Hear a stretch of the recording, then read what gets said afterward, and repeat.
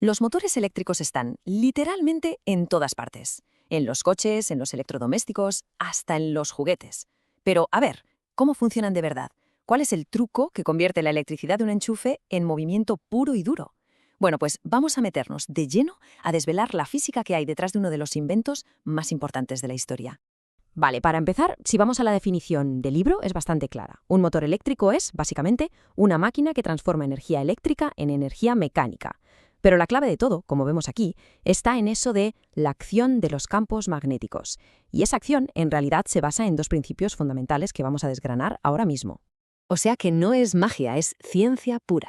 Y todo se reduce a dos, digamos, ingredientes secretos. Dos principios físicos que, en cuanto se entienden, hacen que todo el concepto del motor eléctrico encaje a la perfección. Y aquí los tenemos, cara a cara. Por un lado, la inducción electromagnética, que nos enseña cómo el movimiento puede generar electricidad. Y por el otro, la fuerza magnética, que es justo lo contrario, cómo la electricidad puede generar movimiento. Son como dos caras de la misma moneda, y es la segunda la que de verdad hace que un motor se ponga a girar.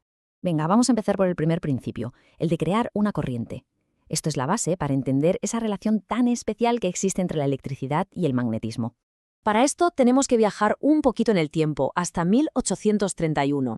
Allí, un científico, Michael Faraday, hizo un descubrimiento que lo cambió absolutamente todo. Se dio cuenta de que un campo magnético en movimiento, o sea, un imán que se mueve, podía generar una corriente eléctrica en un cable cercano sin ni siquiera tocarlo.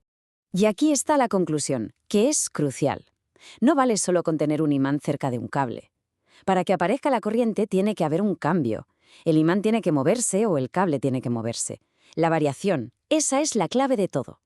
Vamos a imaginar la escena. Un imán entrando y saliendo de una bobina de cable. Pues bien, mientras el imán se mueve, vemos que un medidor salta, lo que nos indica que se ha generado una corriente eléctrica. Así de simple. El movimiento crea la corriente. Ahora, lo que es súper interesante es lo que pasa si el imán se para justo dentro de la bobina. La corriente desaparece. Se desvanece por completo. Cero movimiento, cero corriente. Esto demuestra perfectamente la conclusión de Faraday. Si no hay cambio, no hay inducción. Pero es que hay más. La velocidad importa, y mucho. Faraday también se dio cuenta de que cuanto más rápido movía el imán, mayor era la corriente que se generaba. Existe una relación directa entre la velocidad de ese cambio magnético y la cantidad de electricidad que se produce.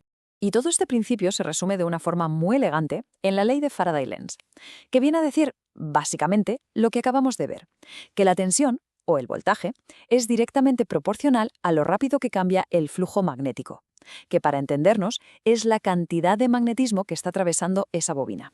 Este es el pilar número 1. Muy bien.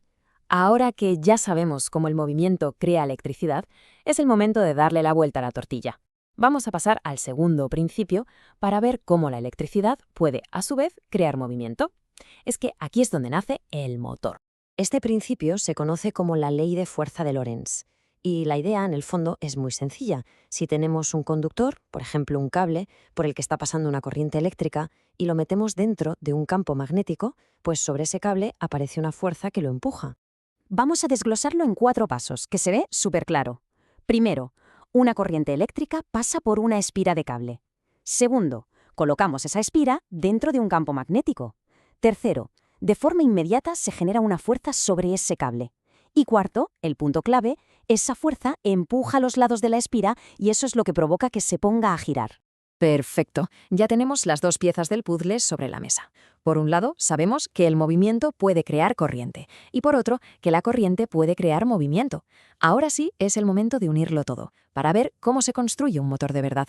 Entonces, la gran pregunta es, ¿cómo pasamos de una simple pila que nos da electricidad a un eje que está girando y haciendo un trabajo mecánico? Pues aquí está la historia completa. Le damos electricidad a una espira, a una bobina. Esa bobina está dentro de un campo magnético. En ese mismo instante, la fuerza magnética, la fuerza de Lorentz, entra en acción y empuja los lados de la bobina. Ese empuje crea un par de giro, lo que llamamos torque. ¿Y el resultado? Pues que la bobina gira, convirtiendo la energía eléctrica de la pila en energía mecánica de rotación. Y ya está, eso es un motor. Así que al final la idea principal es esta. Esos dos principios, la fuerza magnética y la inducción electromagnética, no son solo conceptos de un libro de física, son las leyes fundamentales que hacen posible esta conversión de energía tan increíble que literalmente impulsa nuestro mundo moderno. Ya hemos entendido la física el porqué de todo esto. Pero claro, esto nos deja con una última pregunta que es fascinante. ¿Qué piezas físicas, qué componentes en un motor real se encargan de que estos principios se apliquen de forma continua y eficiente para que todo funcione?